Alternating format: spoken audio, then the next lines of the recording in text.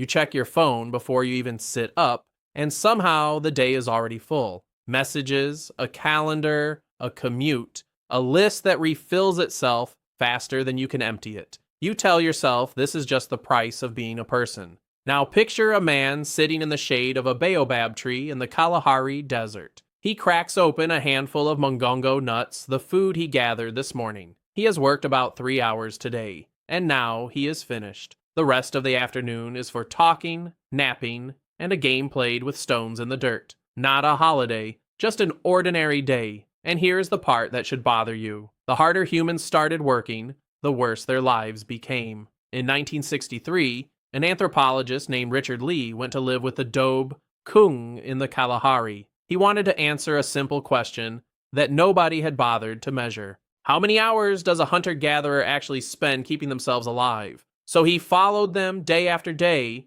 and he wrote down everything. Who left camp, when they left, what they carried back, how long it took. The number he came back with was around 15 to 20 hours a week. Not 15 hours a day. 15 hours across the whole week. That is roughly 2 to 3 hours of food gathering per adult per day. The rest of their time, the majority of their waking lives, was simply theirs. In 1966, another anthropologist, Marshall Sahlins, gave this idea a name. He called hunter-gatherers the original affluent society. Not affluent because they had a lot, affluent because they wanted little and got it fast. Think about what that means. The people we picture as desperate and starving had more leisure than the average office worker today. And it was not because they were lazy or simple. The Kalahari gave them mongongo nuts by the thousands, protein-rich and lying on the ground. Children were not expected to work until their late teens. Many adults slowed down in their 60s, while younger relatives fed them. By almost every measure we use for a good life, they were not behind us. They were ahead. Lee did not just trust his gut, because a feeling is easy to argue with.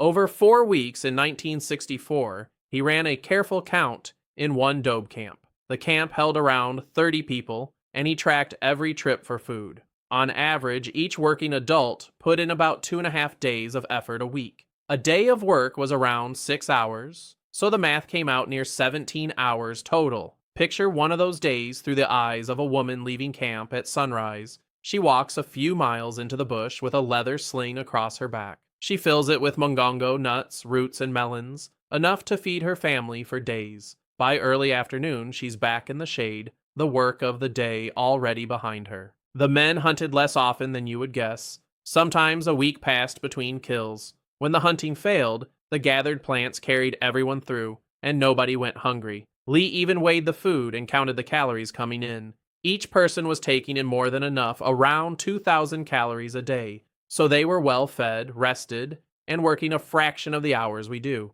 Now look at the camp in the long hours after the food is gathered. Add the older men sitting in a circle, retelling a hunt that happened years ago. Add the children inventing a game with melon rinds and a patch of cleared sand.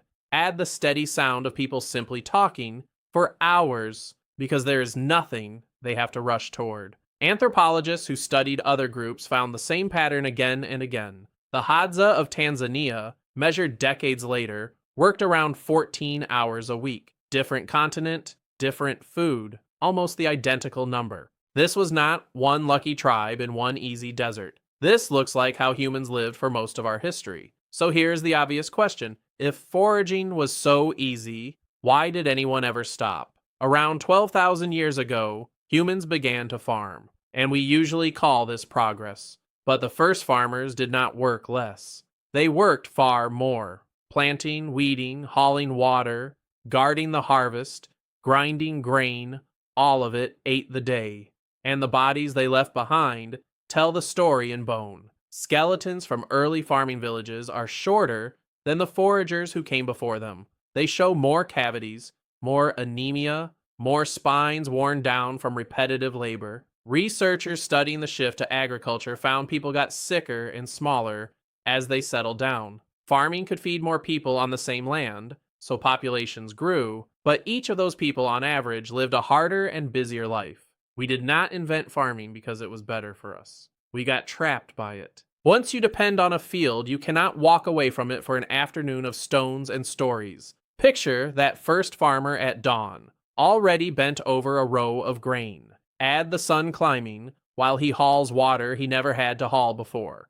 Add the harvest he has to guard because now everything he owns sits in one place. Add the simple fact that he cannot stop because the field does not wait. And it did not end with ancient farmers. It got worse closer to home. Medieval English peasants, for all their hardship, rested far more than we assume. The church calendar was stuffed with feast days, holy days, and weeks off after harvest. Some historians estimate they had a third of the year free from field work. Then came factories, and the economist Juliet Schor documented what happened next. Industrial workers were pushed into 70 and 80-hour weeks, 6 days of it, year-round. We had built the most productive society in history and somehow handed ourselves the longest hours in it. We tend to tell this as a story of climbing upward, from the cave to the office, but the man in the shade was not waiting for us to rescue him. He had eaten, he had rested, and his afternoon belonged entirely to him. You, with your phone already full at sunrise, might be the one living the harder life. We gained refrigerators and antibiotics and 1,000 things he never dreamed of. We also gave away the one thing he had in abundance, which was time. Tonight, he's still there in the imagination, cracking nuts, in no hurry at all, and you are still here checking the phone, wondering where the day went.